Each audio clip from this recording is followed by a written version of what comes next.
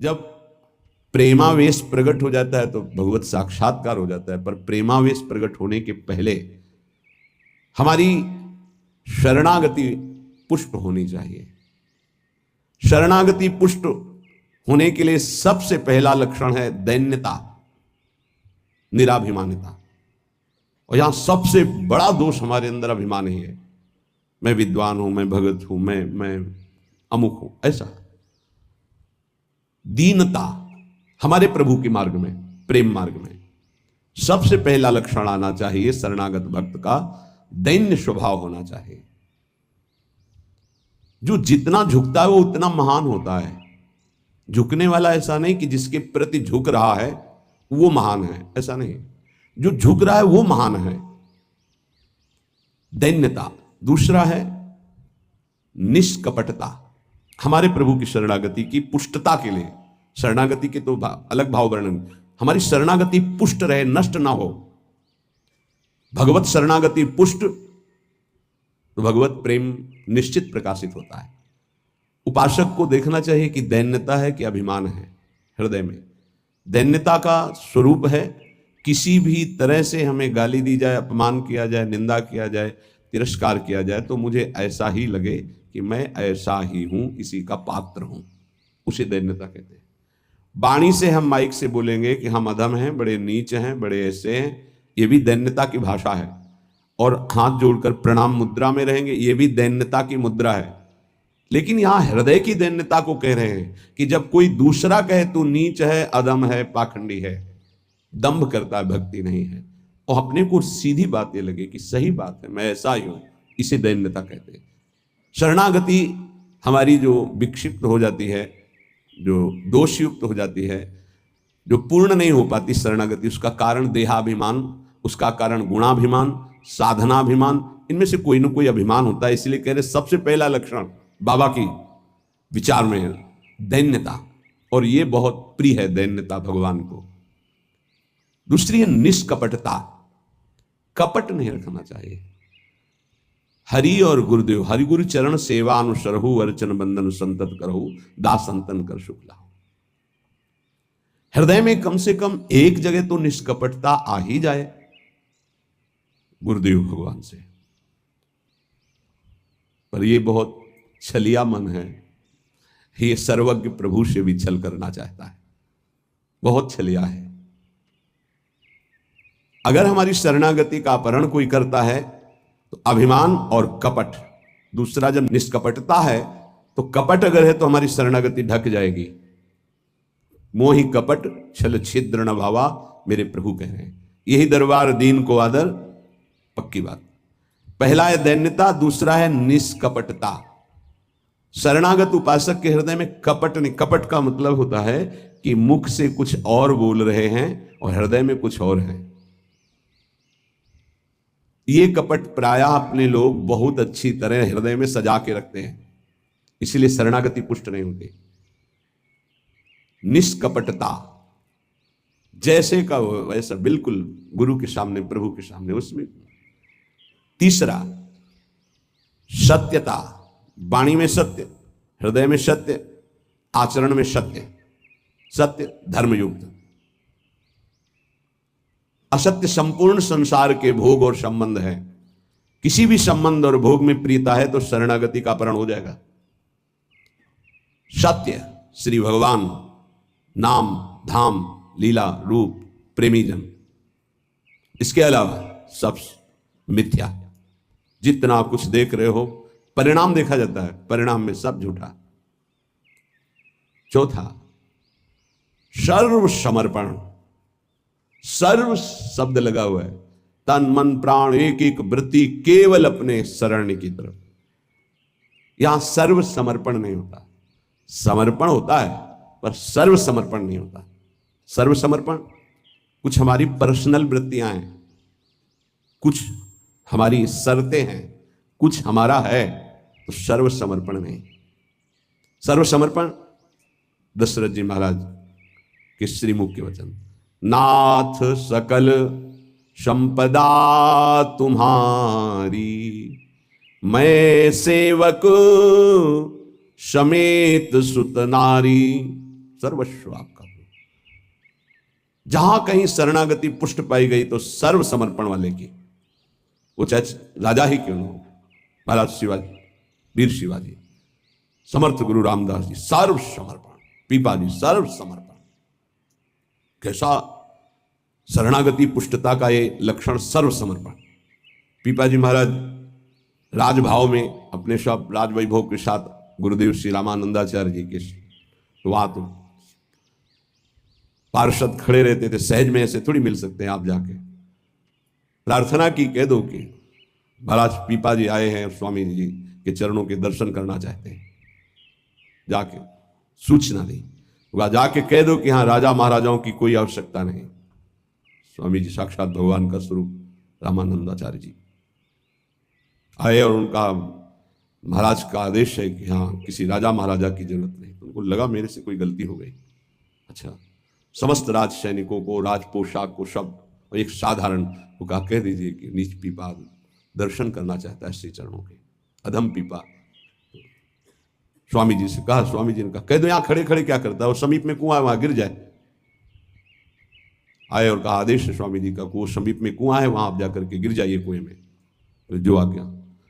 स्वामी जी बिल्कुल नजदीक पहुंच रहे कुएं के, स्वामी जी बिल्कुल अब पहुंच गए हैं, अगला कदम रोक दो, रुक जाओ, वापस आ जाओ।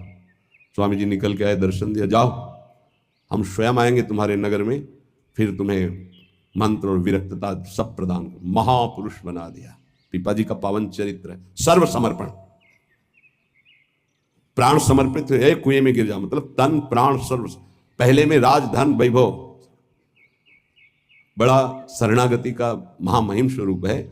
ये समर्पणता तो हम दिखाते हैं, लेकिन सर्व समर्पणता नहीं। कुछ अपना है, कुछ आपकी बात मान लेते हैं, इसीलिए वो खिचड़ी बनी रहती, शरणागति नहीं हो पाती। जब उपासक के हृदय में अपना अस्तित्व रहता है तो उसको भक्ति नौटंकी नाटक नजर आती है। अपनी वासना की पूर्ति, अपनी इच्छा की पूर्ति के लिए वो भगवान की उपासना को नाटक समझने लगता है। अगर अपनी वासना, अपनी इच्छा, इसका त्याग कर दिया जाए तो भक्ति का परिचय मिलता है। प्रायः बड़े बड़े महाभागवतों के घर वाले ही, परिवार वाले ही उनको नहीं समझ पाए और उनका तिरस्कार करें। इस बात के लिए वो जैसा चाहते हैं वैसा आप चलिए, उनको जितना पसंद है आप कीजिए। जैसे कुछ भक्तों को कि हमको पूरी रज लगाना पसंद नहीं, बस हल्का सा तिलक लगा लीजिए, क्योंकि आपने गुरुमंत्र लिया इसलिए तिलक लगा लीजिए। ये जरूरी है पूरा मुंह में थोपना, क्योंकि तुम्हारी दृष्टि नहीं है ना, तुम रज पसंद नहीं करते, गाल गोरे पसंद करते हो। ये पसंद करिए, चमड़ी कब तक रहेगी, नष्ट हो जाएगी, ना तुम्हारी रहेगी ना जिसकी देख रहे हो उसकी रहेगी। पतन हो जाएगा, जिन जिन भक्तों का विरोध किया उनका पतन हो गया। ये सर्व समर्पणता भक्ति में जब साधक चलेगा तो अपने आप आ जाएगा, उसको किसी की कोई परवाह नहीं रहती। अपनी भक्ति में कहीं आंच नहीं आने देगा। जीवन की बाजी लगा दी है, अनंत जन्मों से बिगड़ी बात को बनाने चले हैं। तो हम ये देखते हैं कि देवता परिवार के वालों की बुद्धि में बैठ करके उसको शरणागति से भ्रष्ट करना चाहते हैं। बस जैसा हम कहें वैसा तुम्हें चलना है। अब भी तुम अपना अधिकार रखते हो, भगवान की कृपा मनाओ कि अभी तुमको कुछ मान रहे हैं इसलिए सुन रहे हैं वो भक्तजन, और ना माने, केवल प्रभु को माने। तो रत्नावती जी ने मूड मुड़ा लिया, खिलाफत में बैठ गई उनकी आज्ञा के खिलाफ। राजन आज से त्यागती हूं, इस महल में प्रवेश नहीं करूंगी, केवल श्री भगवान का आश्रय लेकर संतों के बीच में रहूंगी। जो बिगाड़ना है बिगाड़ लीजिए। आखिरकार साष्टांग दंडवत और चरणों में गिरना पड़ा पूरे चरित्र के बाद। तो बहादुरी तो तुम्हारी इसी बात की है कि अपने प्रभु के चरणारविंद में आपने अपने अपनापन का दान कर दिया। अब प्रश्न नहीं खड़ा होता, तुम साधना का स्वरूप क्या जानते हो? हर चित्त प्रभु में लगा है, पूरा दिन हो गया उठे ही नहीं आसन से। भगवदाकार वृत्ति है आसपास सब। बड़े सिद्ध महापुरुष की बात कह रहे हैं, पूज्य श्री श्रीधर बाबा। इतनी रज होगी पूरे सिंहासन में, इतनी ऊंचाई से, क्योंकि परिक्रमा नजदीक काली दे के। अब उनको शरीर की शुद्ध नहीं तो कब वो रज पूछे। मच्छरदानी लगी थी, मच्छर क्या पूरा हाथ चला जाए, और 10-5 छिपकली उस मच्छरदानी में चिपकी रहती थी। बस ऐसे घुस गए अंदर, बस पूरा कमरा कहीं जाला, कहीं ये कहीं वो। जब बाबा इसे साफ, अरे नहीं भाई चलो तुम बाबा ऐसे रहे। जहां उनकी स्थिति है, कभी कभी ऐसी स्थिति देखी है कि जो वाणी से नहीं बोल सकते, ऐसी अनिर्वचनीय स्थिति। आंखों से अश्रुधारा, शरीर कांप रहा सैया पे, छूने की हिम्मत नहीं, चरण चापने गए, होश ही नहीं बाबा को, ओठ फड़फड़ा रहे हैं, कैसी भगवदाकार एकदम स्थिति। जब उपासक चित्त प्रभु से जुड़ेगा तो ये सब अच्छा नहीं लगता। बढ़िया संगमरमर, बढ़िया सैया, बढ़िया नहीं खान पान ते भावे है, नहीं कोमल वसन सुहावे है, सब विषय लगे ते खारा है, हरियासिक का मग न्यारा है। क्या चल रहा है? ये दिमाग क्या कह रहा है? हर भाव हमारा केवल लौकिकता से जुड़ता है। भजन को क्या जाना, लौकिकता सिद्धांत को भजन माना जाता है। इसीलिए यहां शरणागति की ये अलग कोटि से वर्णन कर रहे हैं बाबा। नहीं, नवधा भक्ति का जो वर्णन होता है ना, उसमें श्रवणम कीर्तनम स्मरणम, शरणागति को बचाने की बात, पुष्ट करने की बात, पूर्णता की बात। पांचवा, सर्वाधारता। कोई भी हो, सबका आधार भक्त बन जाता है, घोर विषयी को भी रास्ता दे देता है। चलो ऐसे चलो भगवान के मार्ग। सच्ची कहते हैं, कोई अगर भक्तों के हृदय को जान जाए तो लूट ले, माला माल हो जाए, पर वो भगवान ऐसी सीमा रखते हैं कि तुम जान ही नहीं सकते हो। जैसे कोई फिसल के गिर गया है तो आप खड़े होकर नहीं उठा सकते हो, फिसल के गिरने वाले की गिरने की स्थिति में पहुंचना पड़ा, वैसे ही झुक के, वैसे ही गिर के, फिर उसे उठा करके फिर खड़ा किया गया। जितनी स्थिति में वो गिरा हुआ उसी स्थिति में पहुंचकर उठा। उसको क्या जरूरत है झुकने की? जिसने अपने जीवन में कभी भोगों को, विषयों को, संसार को, गृहस्थ को स्वीकार ही नहीं किया, वो तुम्हारे बीच में घुसकर तुम्हें पकड़कर जहां तुम हो वैसी स्थिति से उठाकर ऊपर खड़ा कर रहा है। अगर तुम सही उपासक होते तो दृष्टि मात्र से तुम्हारा उद्धार हो जाता, लेकिन तुम उस बात को नहीं समझते हो। इसलिए ये सब व्यवहार अपनी स्थिति से उतरकर और झुककर तुम्हारे समान बनकर तुमको उठाया जाता है। सर्वाधारता, उस नहीं समझ पाओगे, नहीं समझ पाओगे। काम से, स्नेह से, भय से, क्रोध से, द्वेष से, किसी भी तरह से वो जुड़ जाए केवल तुम्हारी वृत्ति उनसे, वो संभाल करके उठा करके सच्चिदानंद में जोड़ देंगे। चाहे भगवान से जुड़े या भगवत प्राप्त महात्मा से, भगवत प्रेमी से जुड़े, वहीं पहुंचा देंगे। नंग धड़ंग शराब पिए हुए गंगा जी में खड़े हैं, उपद्रव कर रहे हैं, नारद जी महाराज के सामने अभद्र स्वरूप में खड़े। ये पशुता तुम्हारे अंदर केवल धन वैभव के अभिमान से आई है। तुम कुबेर के पुत्र हो, ये हालत तुम्हारी। जाओ, मैं तुम्हें शाप देता हूं, तुम वृक्ष योनि को प्राप्त हो जाओ। लगा ना कि महात्मा बहुत कड़ुआ स्वभाव प्रकट कर दिए, बहुत करुणा कर दी। हालत क्या थी, पहुंचा कहां दिया। वृक्ष तो बनो पर नंदालय के, जाओ तुम्हें सच्चिदानंद भगवान का दर्शन, संभाषण और स्पर्श प्राप्त हो, जो बड़ी बड़ी साधनाओं से नहीं प्राप्त होता। और नारद जी ने शाप दे के प्राप्त करा दिया।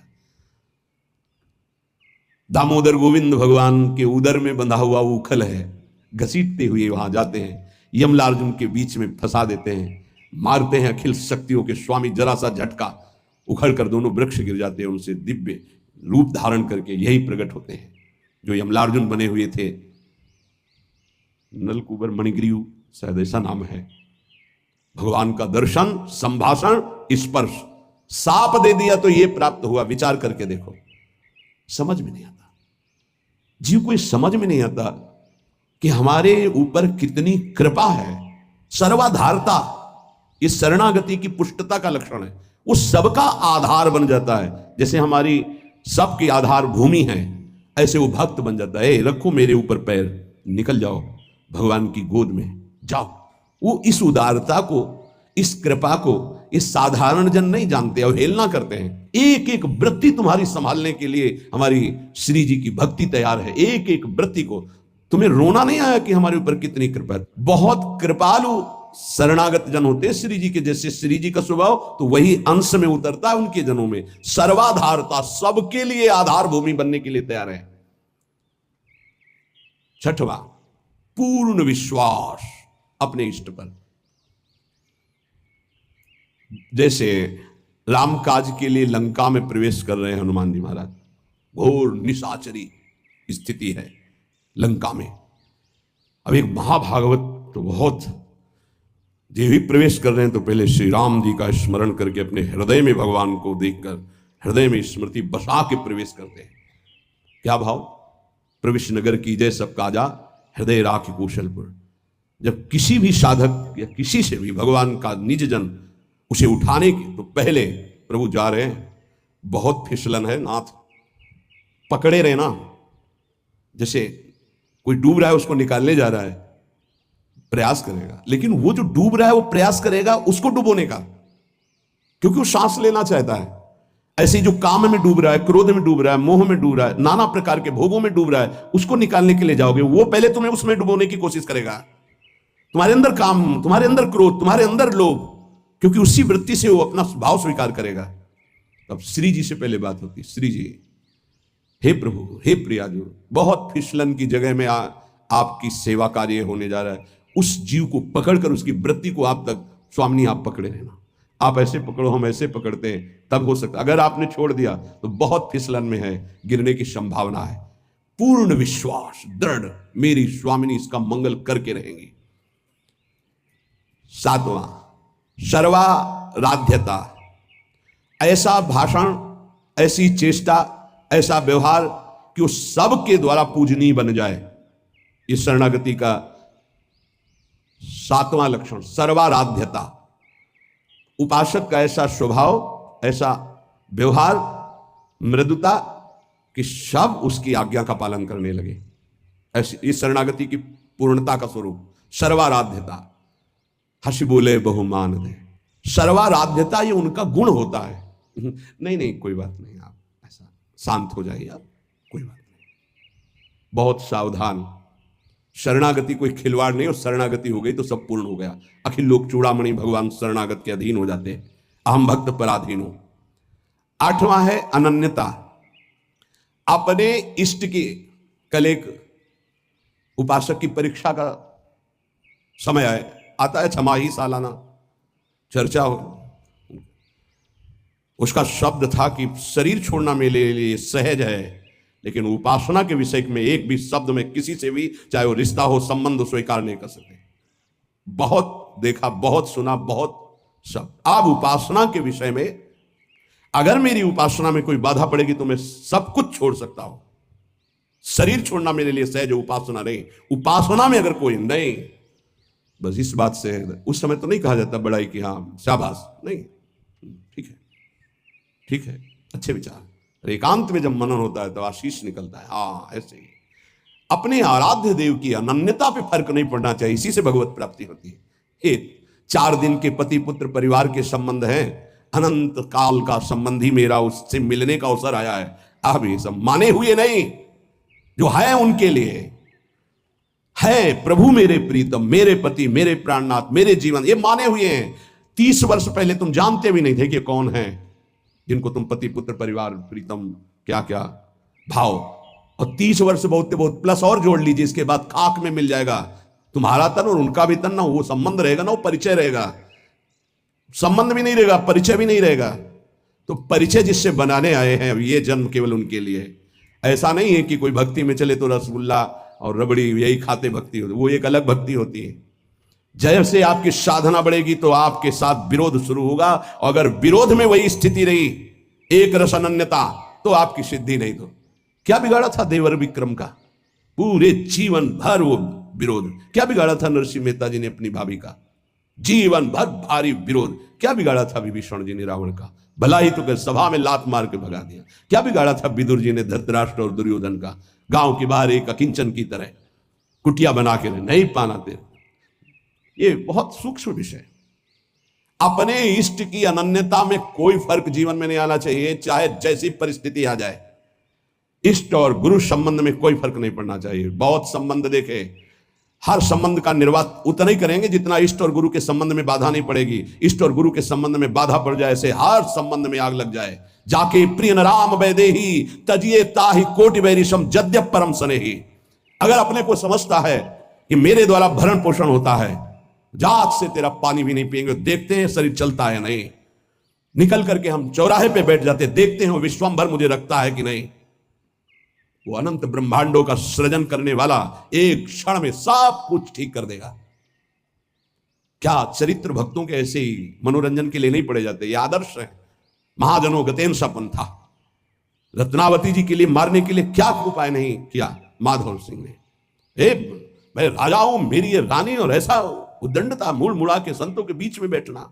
सीम की चाप सके को तासु, बड़ रखवार रमापति जासु।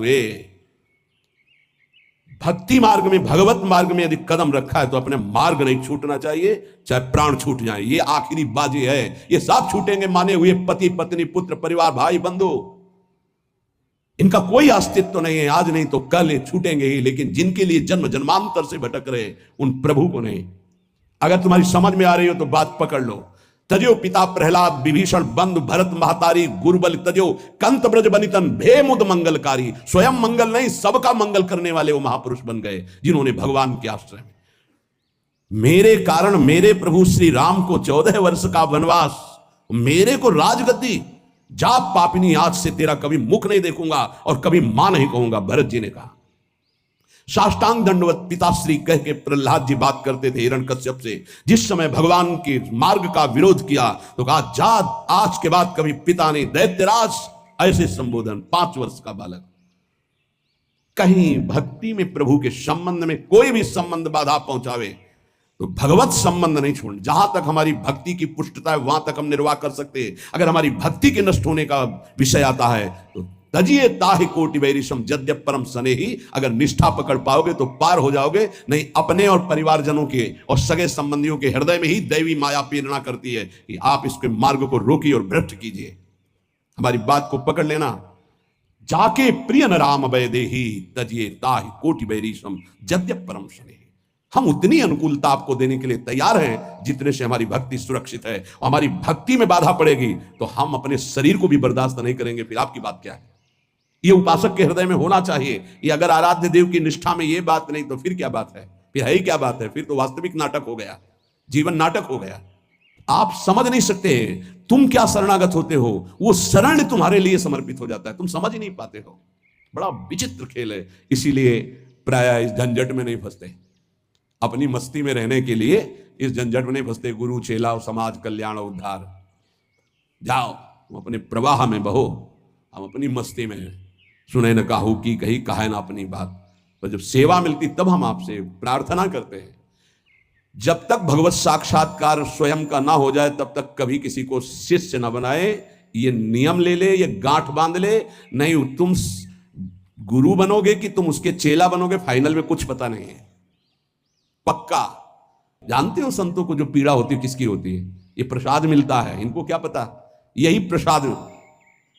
अगर आपको प्रमाण मानकर किसी ने प्रश्न किया और आपने उत्तर दिया और उसमें कोई गलती है तो उसका नर्क आपको भोगना पड़ेगा, दंड आपको भोगना पड़ेगा। आपने कह दिया जाओ सब कुछ माफ, वो पूरा हिसाब आपके ऊपर लागू होगा। ये कोई खिलवाड़ समझते हो? उत्तर दे देना कोई खिलवाड़? बातें बनाना उत्तर नहीं होता महाराज। आज तक जो कोई बात नहीं, तुम छोड़ो, राधा राधा जपो, आगे बढ़ो, हम देख लेंगे। देख लेंगे ऐसे है। कैसे? जैसे महाप्रभु चैतन्य देव ऐसे करके गंगा जल खड़े करके पाप ले रहे हैं, तो उन्हीं के चरण आश्रित हैं भक्तजन, उसी प्रेमावतार, उसी भगवत स्वरूपों के।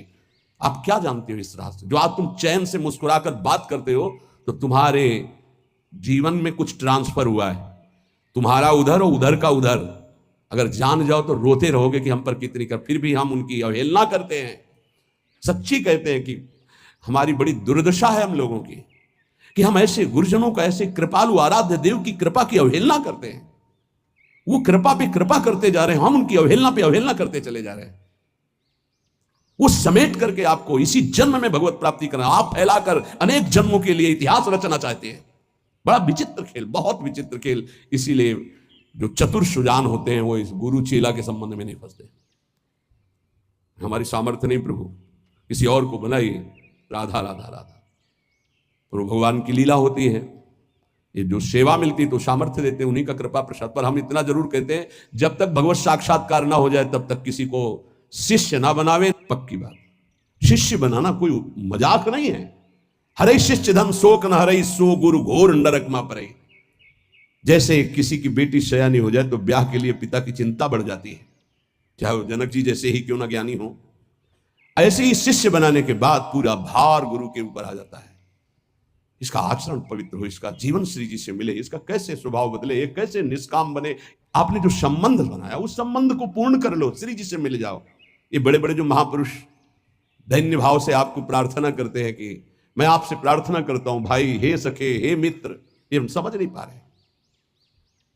सर्वाधारता, पूर्ण विश्वास, सर्वाराध्यता, और आठवां अनन्यता, और नवा निज स्वरूप सामर्थ्य विस्मरण। ये शरणागति, पूर्ण शरणागति, निज स्वरूप सामर्थ्य विस्मरण, ये प्राय प्रेमी जनों में पाई जाती है। अपार सामर्थ्य है, लेकिन एक साधारण आदमी उनको अपमानित करके चला जाता है, कभी दंड विधान नहीं करते। करत जे अनुसैन निंदक, तिनहु पे अनुग्रह कियो। निज स्वरूप विस्मरण, आराध्य देव में इतनी तन्मयता कि मैं आराध्य देव का चिंतन कर रहा हूं, ये भी भूल गए। ब्रह्म नहीं, माया नहीं, नहीं जीव नहीं काल, अपनी ही सुदिना रही एक रहे। ये नई बात बाबा से मिली है, जो नौ शरणागति के स्वरूप। जैसे नौ शास्त्र में जब पढ़ो तो श्रवणम, कीर्तनम, स्मरणम, विष्णुपाद सेवनम, अर्चनम, बंदनम, दास्यम, सख्य, आत्मनिवेदनम। पर पूज्य पाद उड़िया बाबा जी ने पहला दैन्यता, दूसरा निष्कपटता, तीसरा सत्यता, चौथा सर्वसमर्पण, पांचवां सर्वाधारता, छठवां पूर्ण विश्वास, सातवां सर्वाराध्यता, आठवां अनन्यता, नवां निज बल निज स्वरूप विस्मरण। निज बल निज स्वरूप विस्मरण, कोई तपस्या का बल, साधना का बल, इसका स्मरण नहीं, अपनी भी स्मृति नहीं। एक रहे हो नंदलाल, अपनी ही सुदिना रही हो, एक रहे हो नंदलाल। ये जो नौ शरणागति की वार्ता हुई, इस पर विचार किया जाए। और सबसे प्रार्थना है, कई बार सत्संग में कहा, कदम जो अगला बढ़ जाए प्रभु की तरफ, ऐसा दृढ़ जमाना कि आंधी आवे तो उखड़े नहीं।